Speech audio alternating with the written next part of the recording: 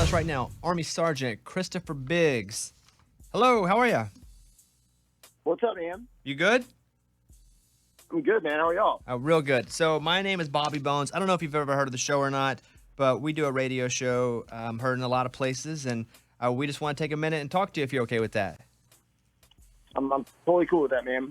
Hey, so what do they tell you whenever they say that you're going to talk to us? I'm just kind of wondering what they said and why they said you were talking to us.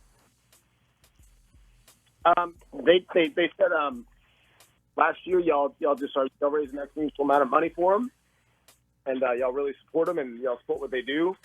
And they asked me if I would go on the air, I guess, and give an interview, and I said yeah. Great, love that. Now let me say a little bit about Sergeant Biggs here. He served 7 years.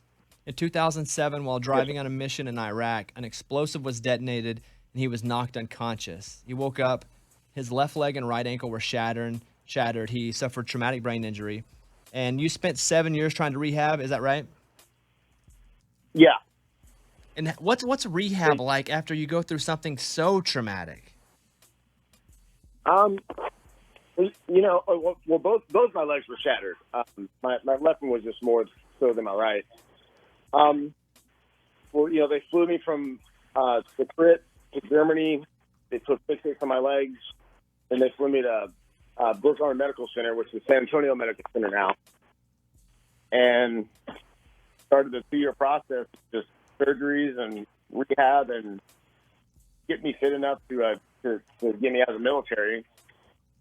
And from there, the VA picked up, and it just continued from there. And they tried limb salvaging me for about 7 years, and finally in 2014, they finally just saw that it wasn't taken, and I was in so much pain, and decided to take my left leg below the knee. So they amputated your left leg above your knee, is that what you said, or below your knee? Below the knee. And so for your service, you got a Purple Heart. So tell me about the Purple Heart. So when they give you the Purple Heart, what's happening there then? Like I see it on TV, but I've never seen one in person. Oh, the ceremony? Yeah. At Brooks Army Medical Center, there was just so many of us. It wasn't some like grand, like vibrant show like you see on TV. There was quite a few of us, but it was really heartfelt. It really meant something. That's one of the most prestigious awards in the military. It's not necessarily one you want to get, but whenever you get it, you've done something for your country, and from there on, life's going to be different. And yeah, I mean, it's yeah. Well, Sergeant Biggs, we're extremely grateful that you would talk to us. And, something on our show, we really believe in giving back to our military. And you are a hero to us and everybody that serves. And so we are honored to tell you that you're getting a house built just for you in Austin, Texas. And we're going to help build it. And it will be specifically adapted to your specific needs. Wow. All right.